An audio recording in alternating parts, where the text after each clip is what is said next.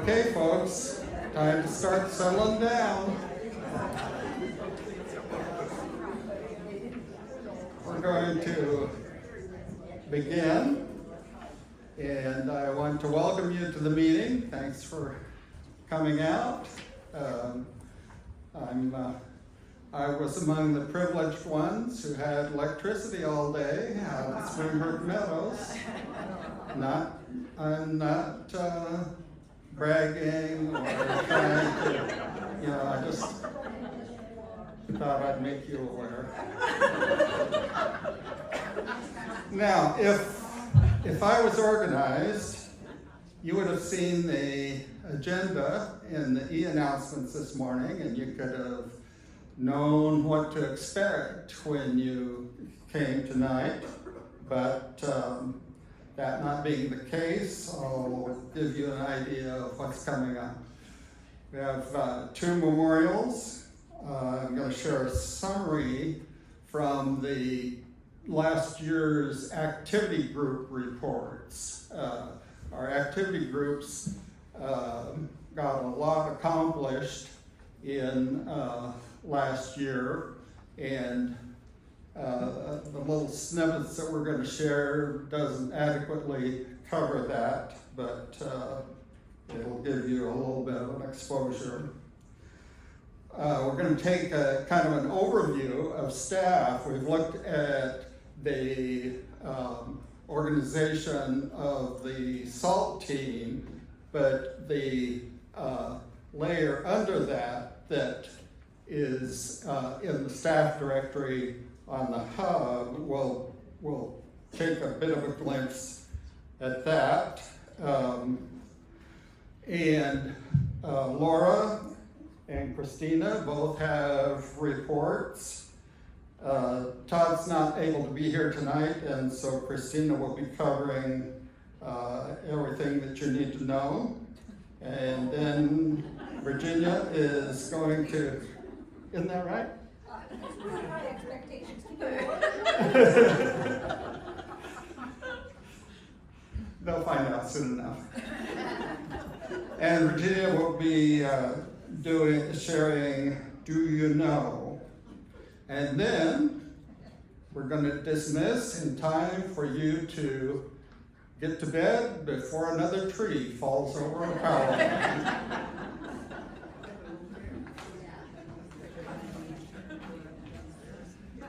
The opening prayer for this month is in the rotation of neighborhoods. The neighborhood to bring the opening prayer was Charles Beals Plaza. I made I didn't make a contact. I attempted to make a contact, and evidently I failed at that. So I'm going to suggest that we have a moment of silence in which we give time to reflect on the needs of those who live in our healthcare facilities, and also to consider the staff members who serve that part of our community. And then I'll close the prayer time.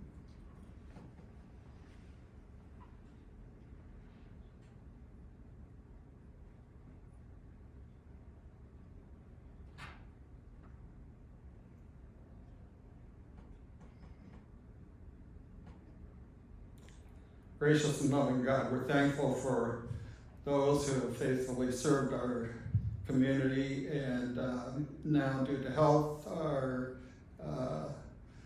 not as active and in many cases much more isolated. We ask for your blessing and care on them. We pray for those who on the staff who provide care for them and for residents who give of their time and of their love for our healthcare residents. Amen.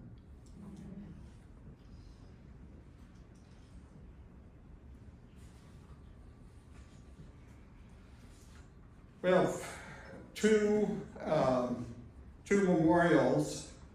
Donna Campbell passed away in December, and at the January meeting I hadn't received obituary information, so I'm playing catch up.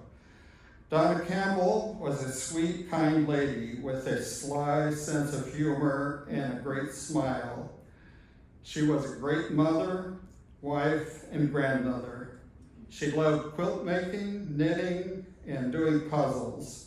In her last year, she could be seen at the puzzle table in Charles Fields Plaza with one of her colorful knit lap blankets to keep her warm and snuggly. She created many smiles and returned them happily. She is survived by 3 children, 4 grandchildren, and 7 great-grandchildren.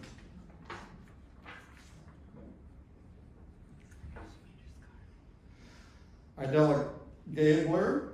Idella spent her entire life in the Newburgh area and was active in Zion Lutheran Church, most specifically as a musician. Her obituary notes that her life was filled with faith, family, and music. She moved to Friendsview in 2006 after the death of her husband, Albert. Perhaps you have already done the math with the dates of her birth and death. She died at age 105.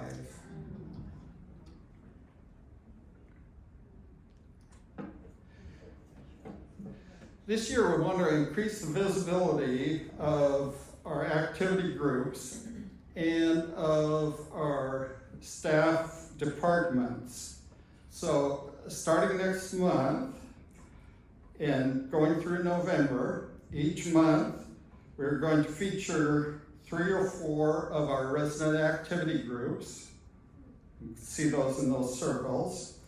And 1 of the Friendsview departments, which you see across the top. Since I haven't confirmed this with those involved, I'm not going to mention that in March, we feature the Health Services Department and the activity groups will be HACCP, Health and Safety for Independent Living, the spiritual care team, and fitness. But since I haven't checked with them, you need to forget that I said that.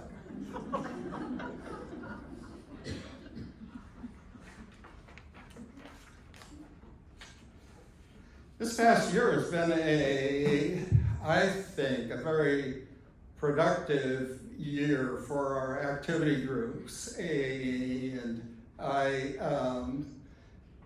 anticipate that 2005 will be no different, and in fact, the number of people involved in activity groups continues to grow, and I think that's a very positive sign of the health of our resident community.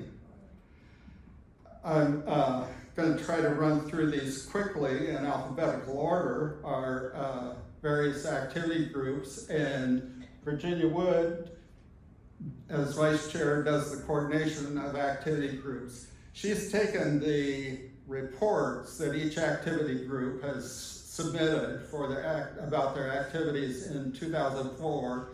She's taken little snippets from each of those reports. You can find the full report on the hub under the activity group icon. It's a light blue icon, I think with 3 people there's 6 people that have their hands held up. There's 6 people, yeah, better.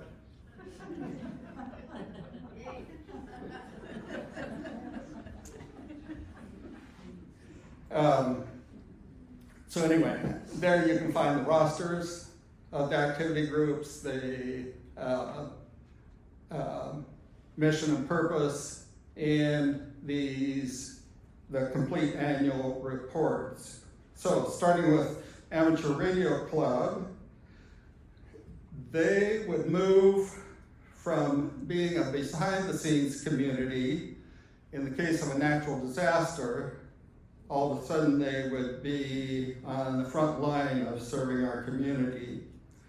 They installed this past year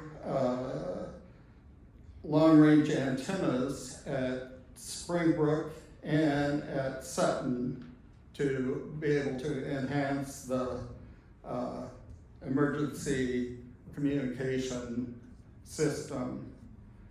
Actually, they can connect as far out as the Oregon coast. Last year, the archives moved from boxes in storage to their own space where historical records are available in a pleasant setting.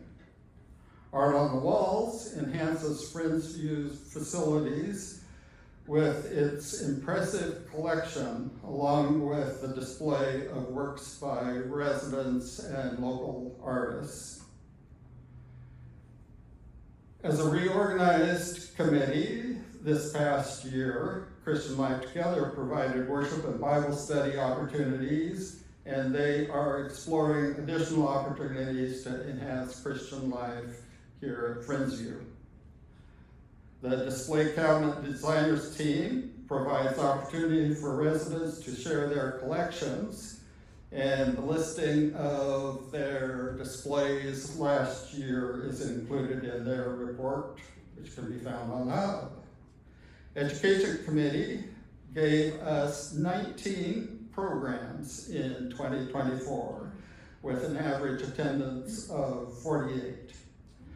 Employee Appreciation gave out gift cards and thank you notes in June and December, as is their practice, as is our practice. Employee Scholarship Committee awarded 16 scholarships that totaled $34,480. Environmental Stewardship collects recyclable items that Waste Management does not accept, and they transport those to facilities that do process those items. Fitness provides activities not available locally and supports the fitness coordinator at Friendsview. The game room relocated jigsaw puzzles this last year to shelves where they are more accessible and better organized. The gardens have 110 gardeners participating. Health and Safety for Independent Residents meets regularly with health staff. One of their noteworthy initiatives was the development of a system for the collection of sharps. If you're not acquainted with medical terminology, sharps are generally needles. Hess Creek Canyon Committee installed 50 wire cages to protect plants from deer. They planted mesa plants and trees to add to forest canopy. The library group removed books that were underread or in poor condition to make room for 140 new books. Lobby Decorations collaborated with Marketplace and Art on the Walls to keep the lobby attractive. A similar committee has been established at Springbrook Community Center. Marketplace provides quick access for personal care items, toiletries, household items, and other basic essentials such as ice cream and candy. Movie Committee provides lighthearted and fun movies, particularly those based on true stories. Music Committee now has a practice room with soundproofing and space to sort and store their library of music. Spiritual care team visits the residents in health care settings and offers training sessions for others in the community. Studio Arts has added craft classes and seeks to do this without fees. Sounds like a kind of trying to prep the budget committee for a little more money. So, just reading between the lines, it just kind of strikes me that way.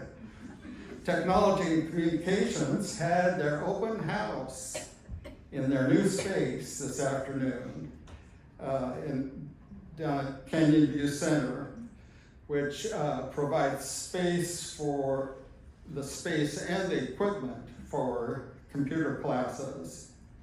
Other services under the umbrella of Tech and Com are Ancestry.com, the Hub, and our Community Connection. The Story Catcher provides a way for residents to share stories from their personal life. I was interested in their report to note that the first 2 issues of last year had 10 pages, summer issue 12, fall issue 14. This indicates to me that there is a nice increase in the number of people who are contributing to the Story Catcher, or else people are just writing longer stories.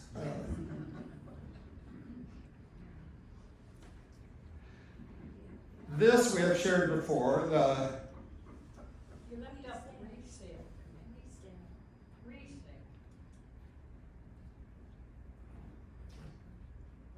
I did.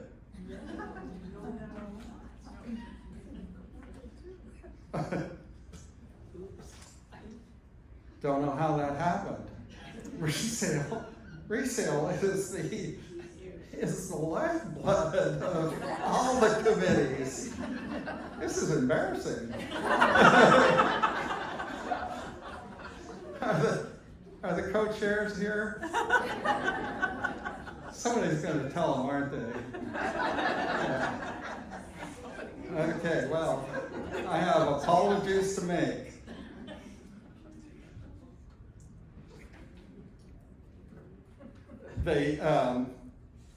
I will say that last year was definitely a record-breaking year for resale.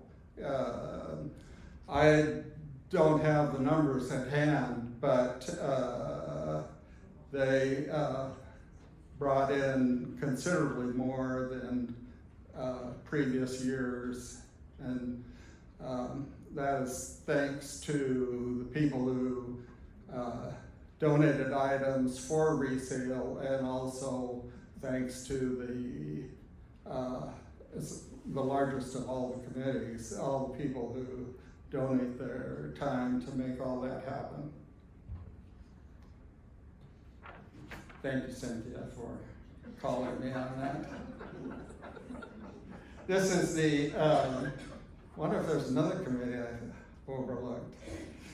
This is the SALT team. We've shown this before, and the reason I'm showing it is because it's the lead-in to looking at the kind of the makeup of, and actually I'm not ready to show that yet, let me back up.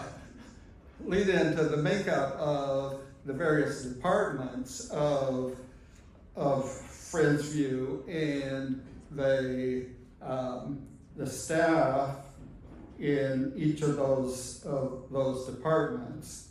And staff has been working to try to get photos of staff members. This is a difficult process because it has not been our pattern to get photos of new staff at the time of intake. And so we don't have like a inventory of staff pictures. And so it's been a difficult and laborious process to begin building the staff directory. The staff directory is online, and what I'm going to be showing you is what's currently online as far as the names, pictures, and job titles for staff members in each department.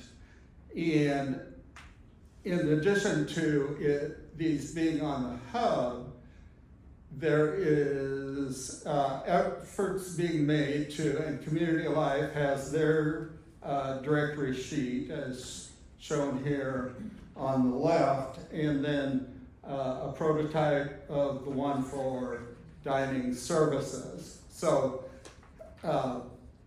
what's in the works is having a printed copy of staff directory for each department. It probably won't be all staff in the printed version, but the top and middle layer. All staff is like 300 350 as of today. 350 as of today.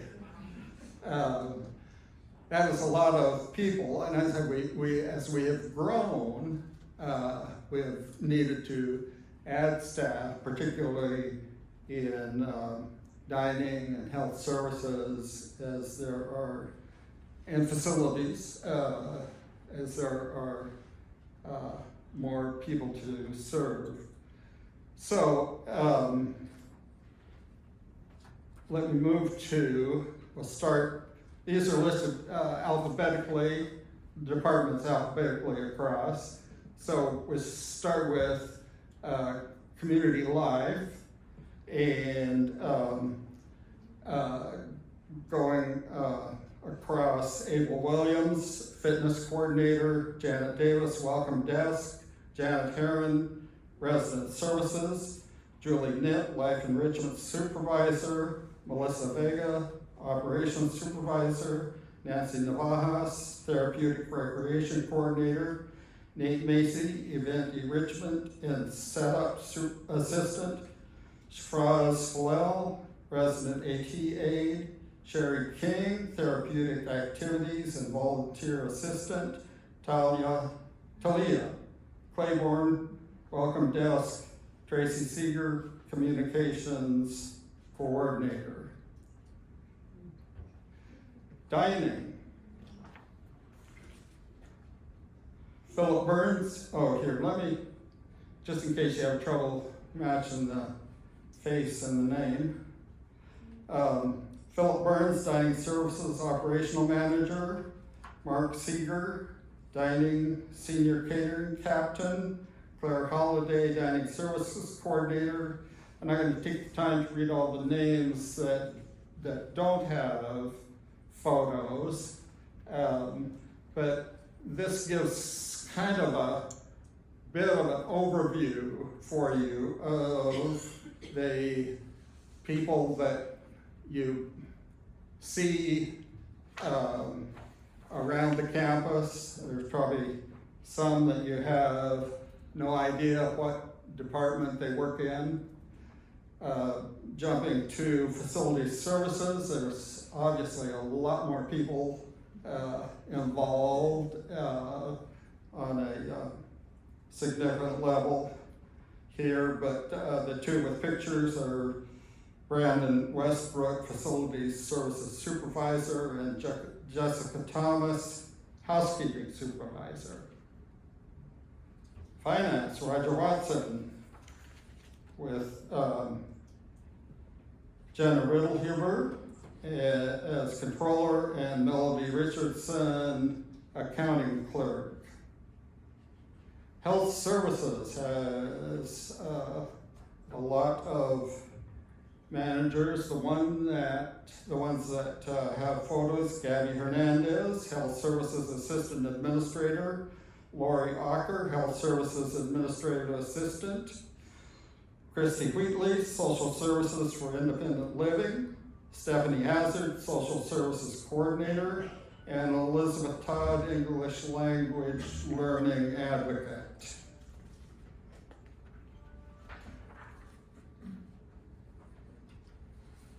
Human Resources, Katrina Westbrook, Human Resources Generalist; Joyce States, Systems and Analytics Coordinator; Lily Williams, Talent Acquisition Specialist. Residency planning. The two residency planning counselors are Molly Lister and Gage Hannon. The two personalization and move-in counselors are Anne Marie Jacob and Sam Fuzzi. And now, Community Life Director Lora Froescher.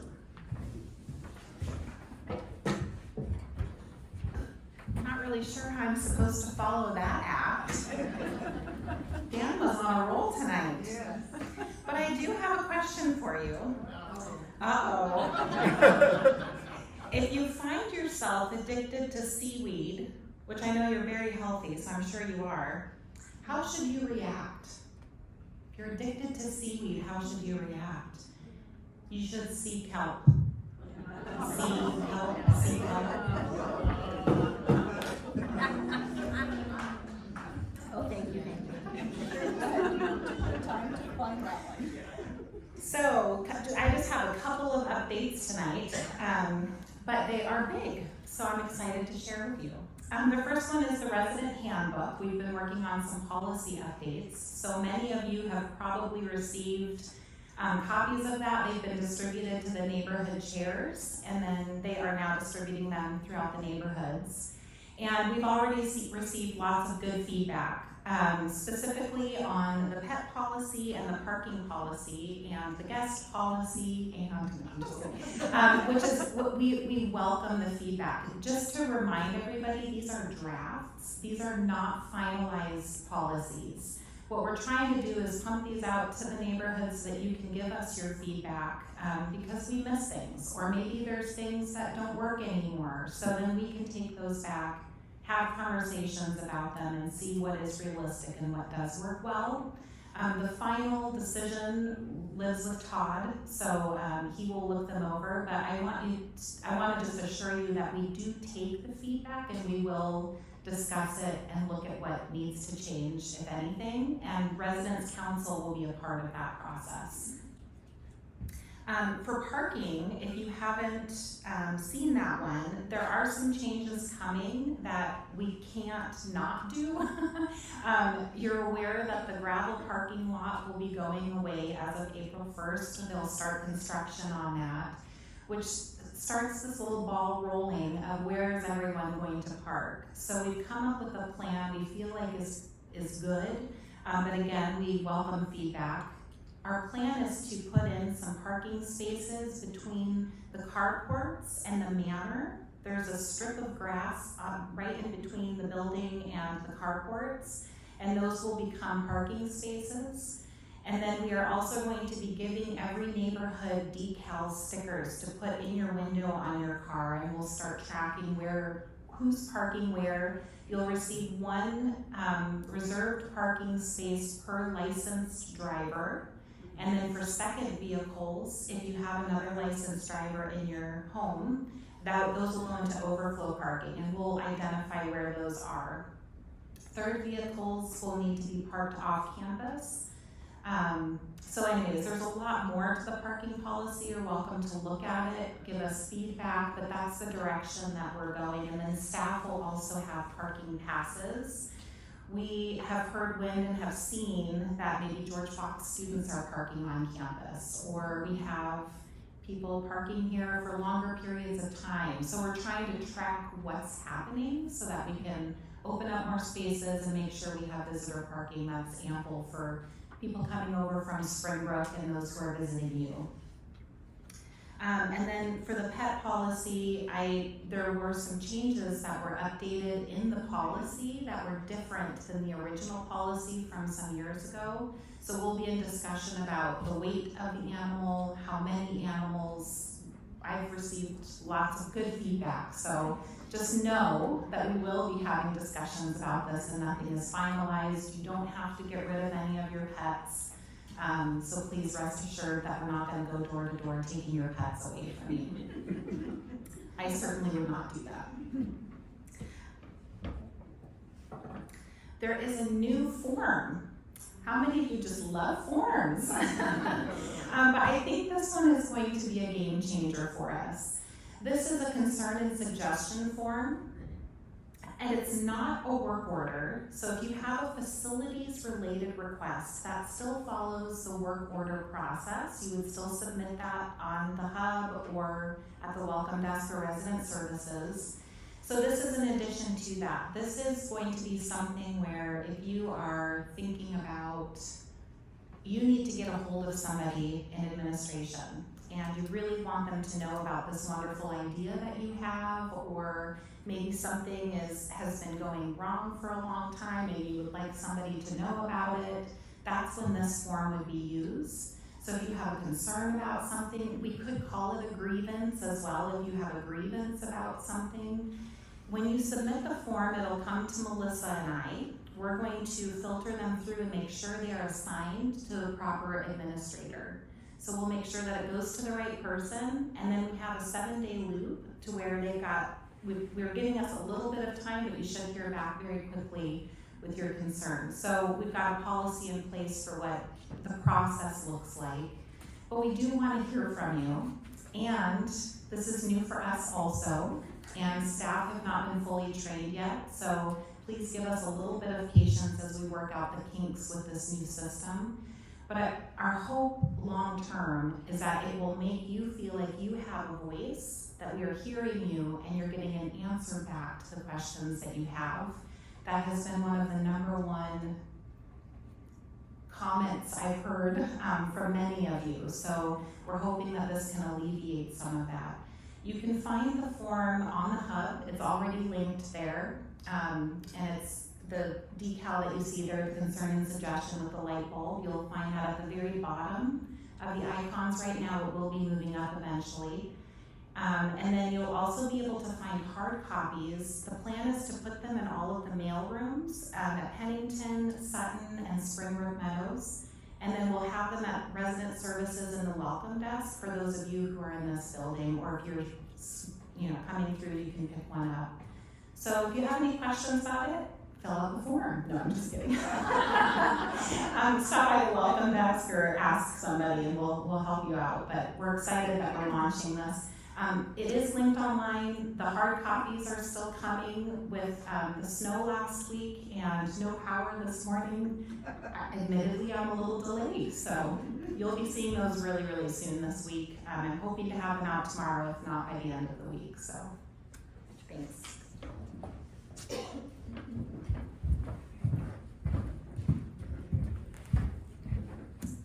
Just give Lora giant kudos for the work she did on the policy, and I'm still waiting to find out if I get more than one fish. No.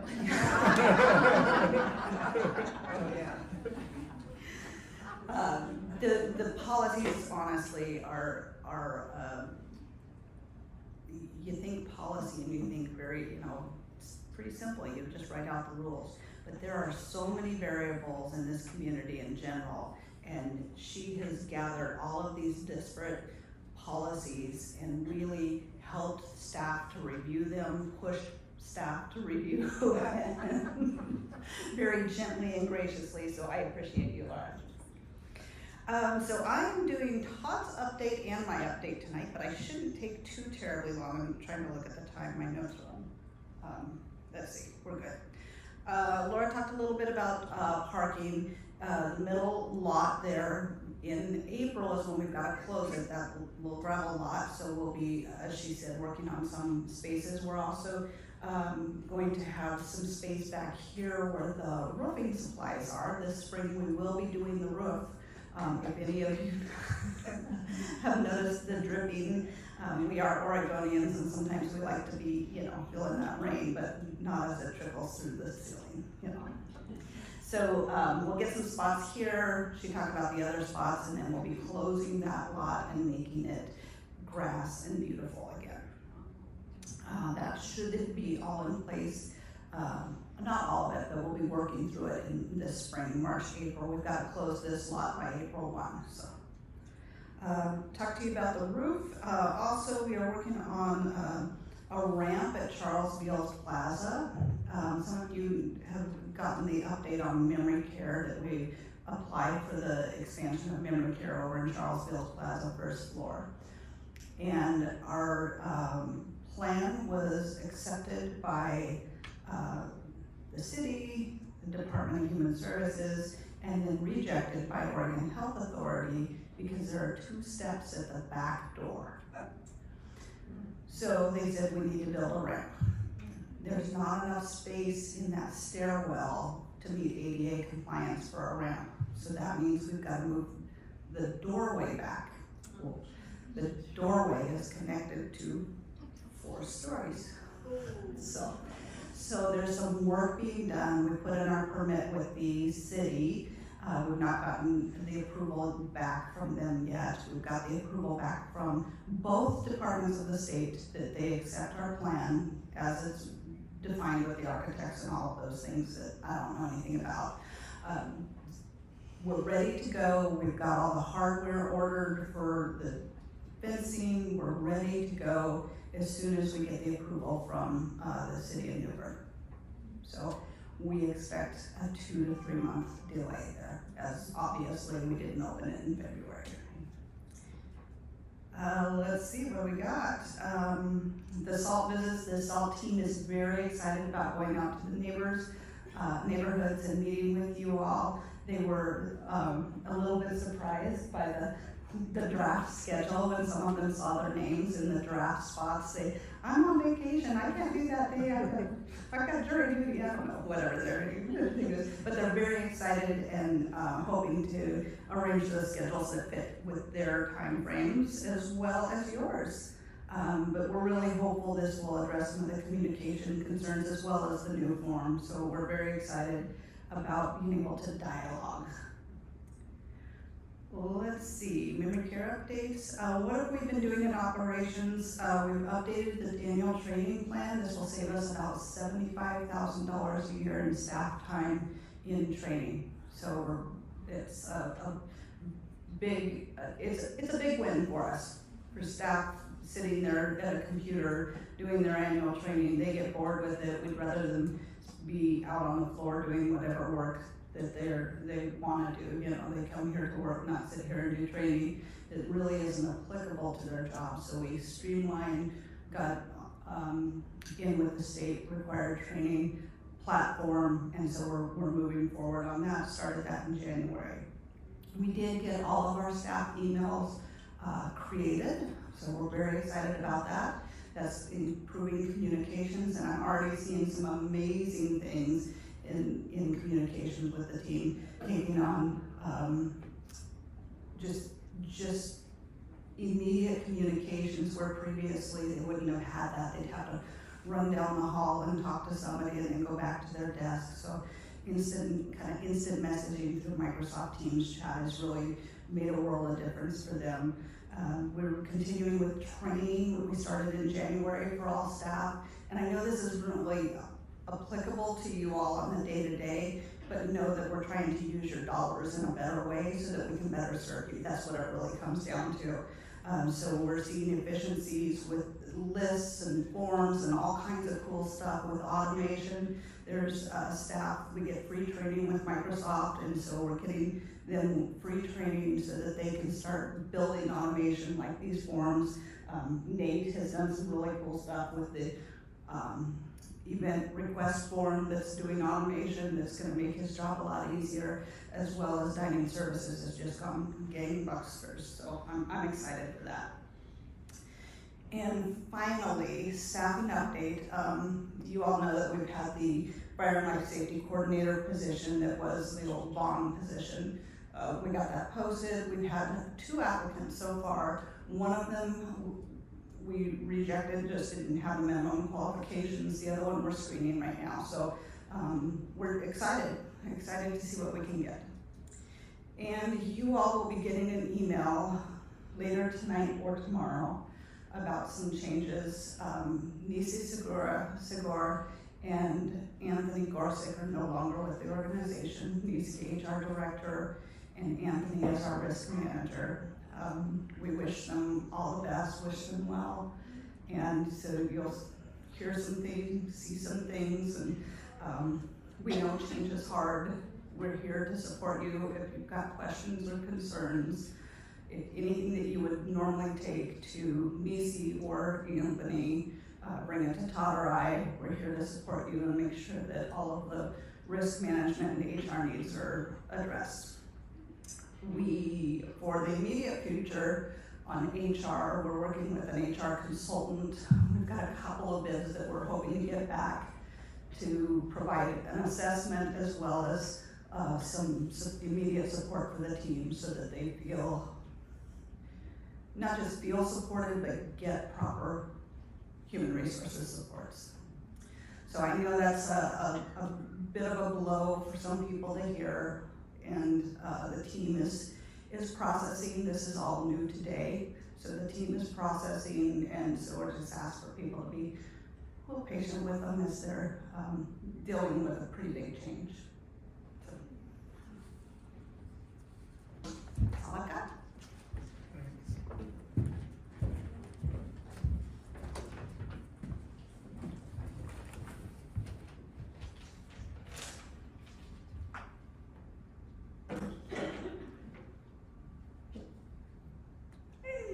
It worked. Are any of you missing some water bottles?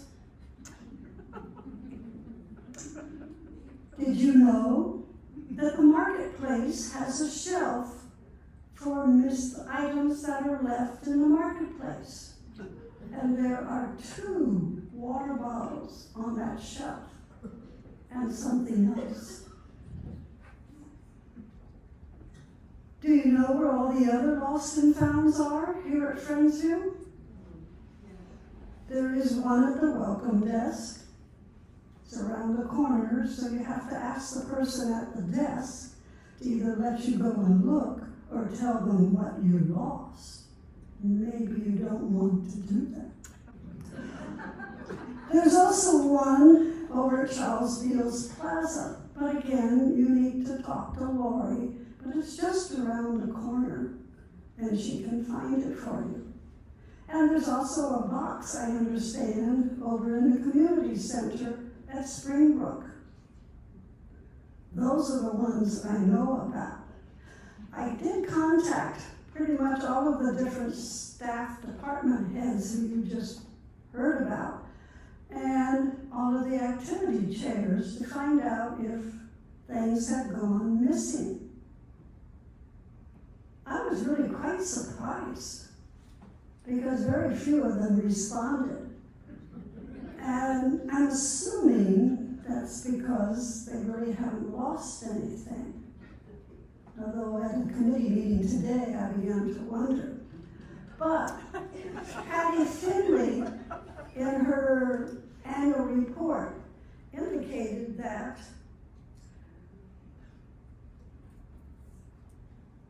mentioned that the honor system is alive and well here at Friendsview. And I think that's pretty amazing to run a library and you're not complaining about books that don't come back. Now I know they're also pretty good about putting slips of paper in your box to remind you that you have a book that they would like to see come back. But I think that's pretty commendable. There is one item, though, that we really resale would really like to have back. And that's the little blue cards. Do you know there used to be, did it come back? I saw a little blue card straight under the table that's outside the elevator by the mailroom. Ooh, maybe we found it. It was parked under there. We used to have 3. But there were 3, so we know there used to be one that they could always find. That's the one, second one we found. And as far as I know, unless it's the one.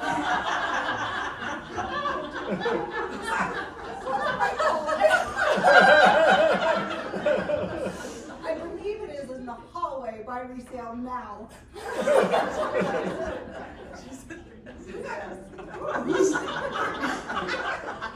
These meetings very pale. Thank you.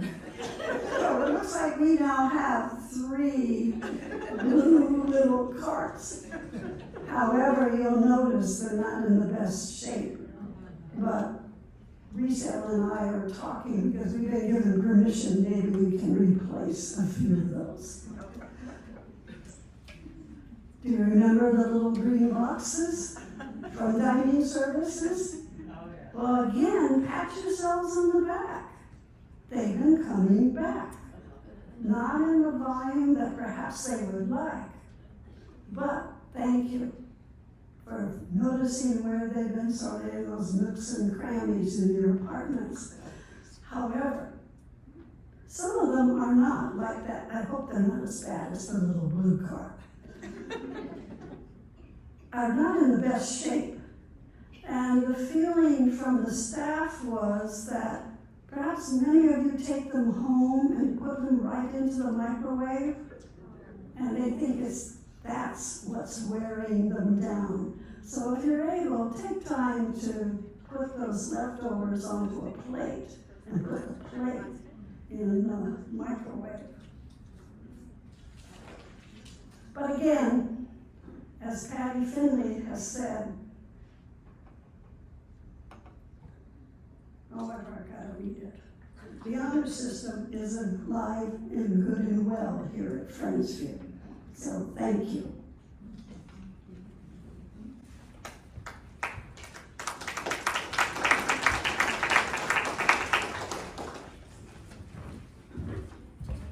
Our next meeting is exactly 4 weeks from today. That's the way it works in February. The one thing I want to say before we're dismissed is that the concerns and suggestions form is, I think, a much more effective tool than what we've had in the past. I mean, when we've had these questions or things we wanted communicated, what we did was we either stopped somebody in the hall, a staff member in the hall, and chatted with them. Doesn't work well. If you were a staff member, you would want to have to try to remember what was told to you in a passing conversation. The other option was sending an email, which hasn't worked terribly well. And the fact that these forms will be, the questions and concerns will be monitored in terms of whether, when the response was given. So it's not like you submit a form and you don't hear anything for a week. You'll hear back that it has been received, and you'll end up getting a timely reply. The other thing that it provides that creates much better efficiency is when a dozen of us have a similar concern, the person who monitors these submissions can group those as compared to 12 emails in someone's inbox. So I just say that to really encourage you to use this new tool that will help us as a community to get solutions and actions and be able to coordinate the input that we can offer. Thank you all for coming. Have a great evening. And we ended 12 minutes early, and so if we go 12 minutes over at some meeting time, somebody's shaking their head no.